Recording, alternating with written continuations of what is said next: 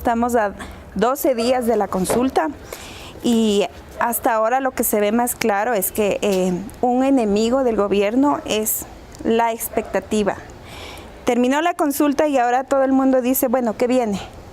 Y la primera fuente de expectativa desde mi perspectiva ahorita es ¿quién? ¿Cómo? ¿Con qué legitimidad? ¿Con qué proceso? ¿Con qué recursos se va a integrar este Consejo de Participación Transitorio? Estábamos viendo, un poco habíamos conversado, hay una ebullición en este momento de organizaciones que aparecen de la nada y dicen, yo siempre estuve ahí en el escenario de la política y ahora me siento con derecho y legitimidad para integrar las ternas, para que yo esté representando esté representado en el Consejo de Participación Transitorio. Ahí me parece que ha habido debilidad del gobierno a no enviar señales claras y decir, estos son los requisitos, van a haber unas variables específicamente para medir en lo cualitativo cuál es el perfil de la persona que debe entrar. Lo que sabemos por el texto de la consulta es que no puede ser político, no puede haber militado, no puede haber sido parte de una organización política en los últimos años.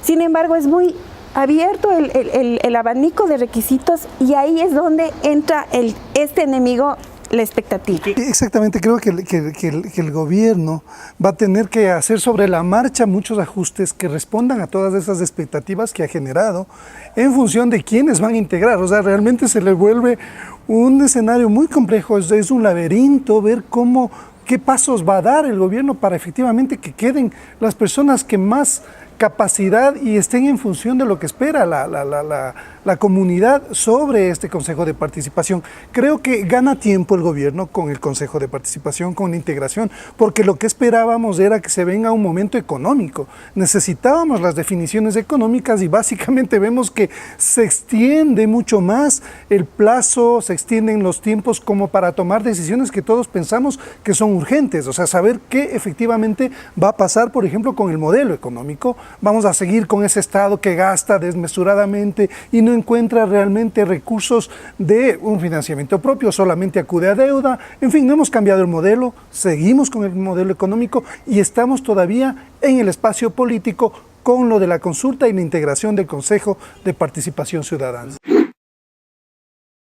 Yo creo que es el trofeo que necesita la Asamblea, ¿no es cierto?, como para un poco tratar de legitimarse en función de todos los problemas que ha tenido esta Asamblea, que como sabemos hay una ala correísta, hay una ala morenista y hay independientes de algunos partidos. Sin embargo, desde mi punto de vista, no es el tema de las autoridades, o sea, tienes creado un consejo ahí, el Cordicom es parte de esta estructura de hostigamiento a los medios de comunicación. Entonces, no creo que sea cuestión de cambiar, o sea, van a poner un personaje que más o menos baje la intensidad de todo lo que ha sido este hostigamiento a los medios de comunicación.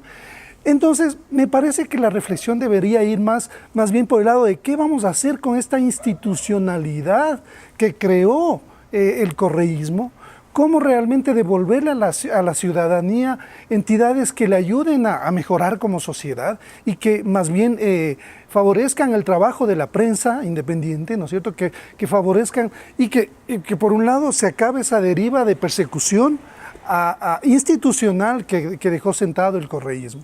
Creo que hay que evitar el error de caer en el personalismo y de hacer el linchamiento que ha caracterizado al discurso gubernamental y desde el poder estos 10 años.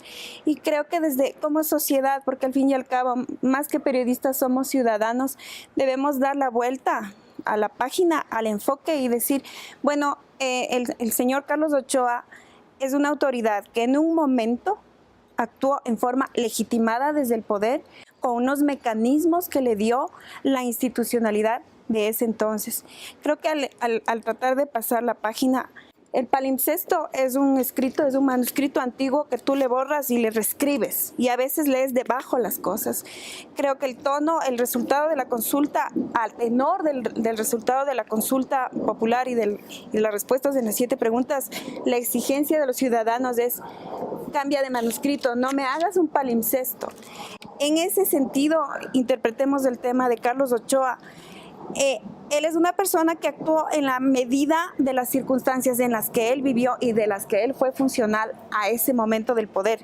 Como sociedad, nuestro papel ahora es Han pasado unos meses y hemos dicho, ay, no hay oxígeno para hacer periodismo independiente. Como periodistas tenemos el rol de llevar a la práctica ese discurso.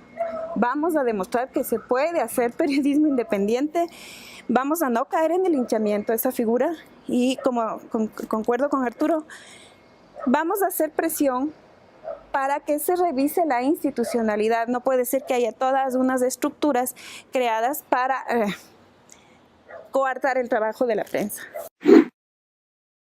A mí me parece importante resaltar, ahora la gente común, yo siempre cojo mucho taxi, yo siempre cuento, no es anécdota, yo paso en los taxis y converso cuando es posible hablar con el taxista.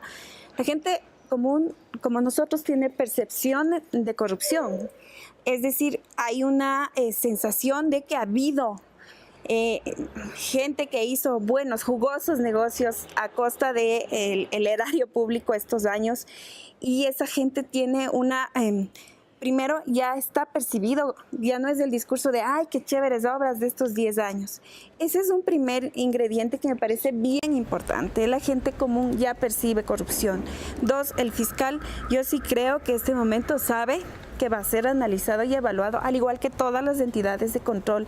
Entran a caminar bajo una espada de Damocles que se mueve peligrosamente sobre las cabezas de estas autoridades.